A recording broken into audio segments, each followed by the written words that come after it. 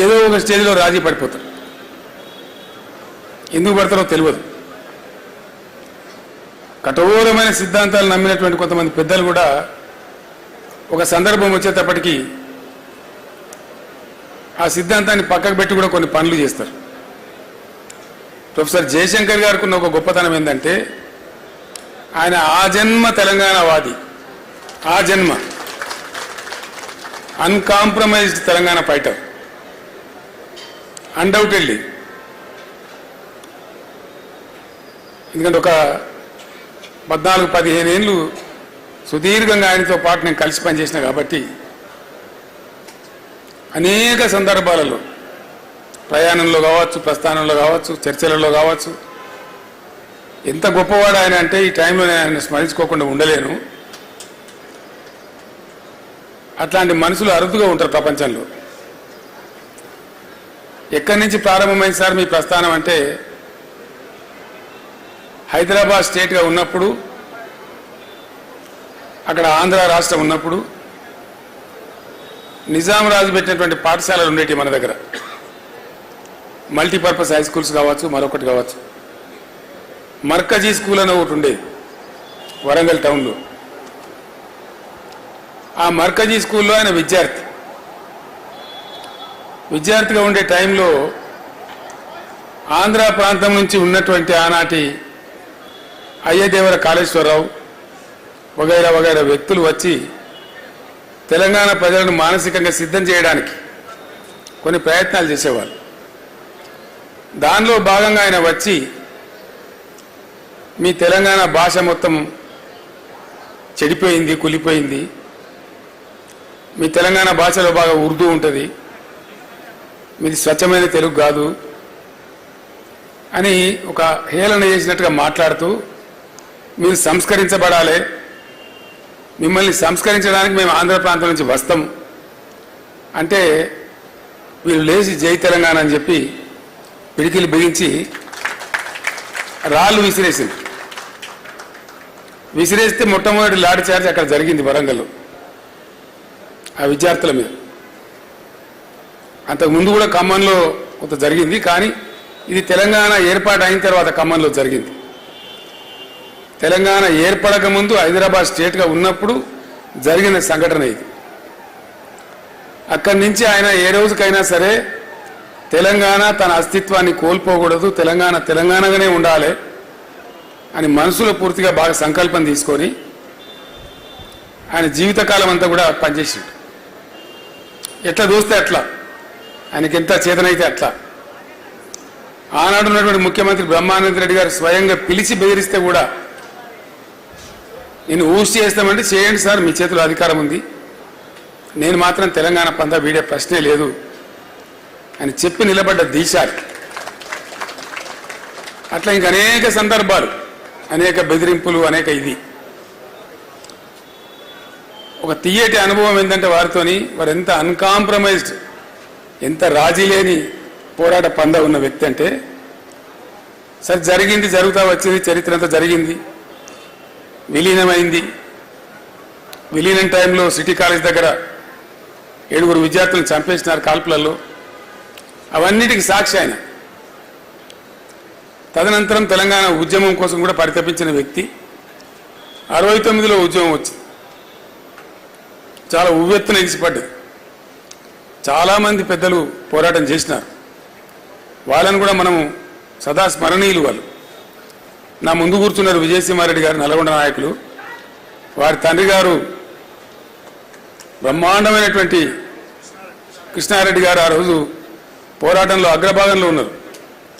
నా పక్కన ఉన్న పోచారం శ్రీనివాసరెడ్డి గారు 69లో ఇక్కడ ఇంజనీరింగ్ కాలేజీ విద్యార్థిగా ఉంటూ పాలిటెక్నిక్ కాలేజీలో అనేక సార్లు లాఠీ దెబ్బలు తిని జైలుకు పోయినారు. ఇట్లా చాలామంది గురించి చాలామందికి తెలియదు. అనేకులు పనిచేసినారు, పని చేయలేదని ముచ్చట్లేదు.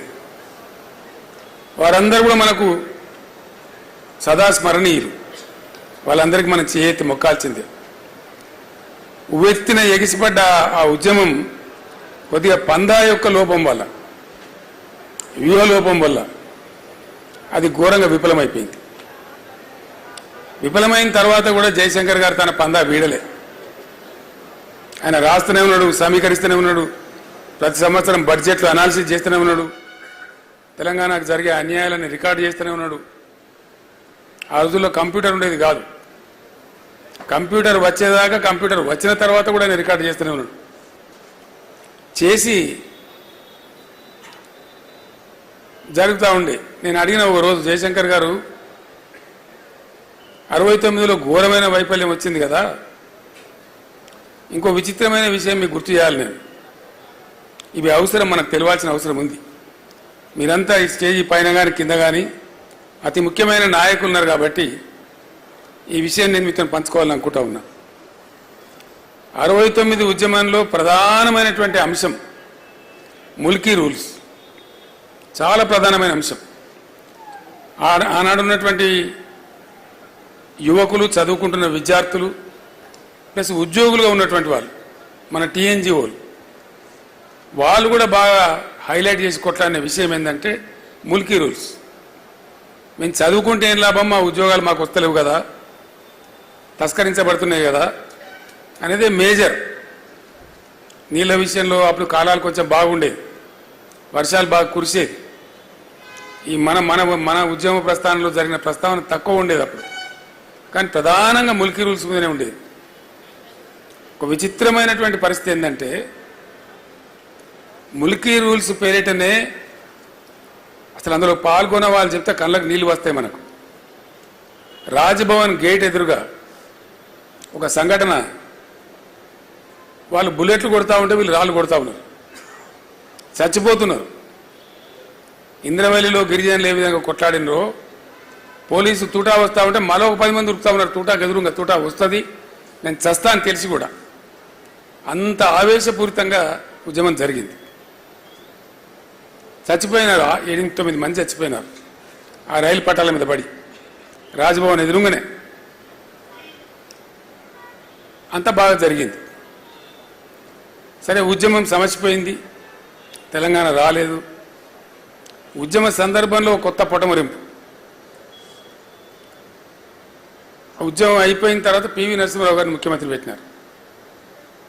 పివి నరసింహారావు గారు ముఖ్యమంత్రిగా ఉన్నారు. ఆయన కూడా తెలంగాణ బిడ్డ. ఆయన 2 రాష్ట్రాలు కలవాలని ఉండి ఆయనకు పాపం విశాలాంధ్రలో ఏదో గొప్ప జరుగుతుందని ఆయన కూడా ఆశపడ్డాడు.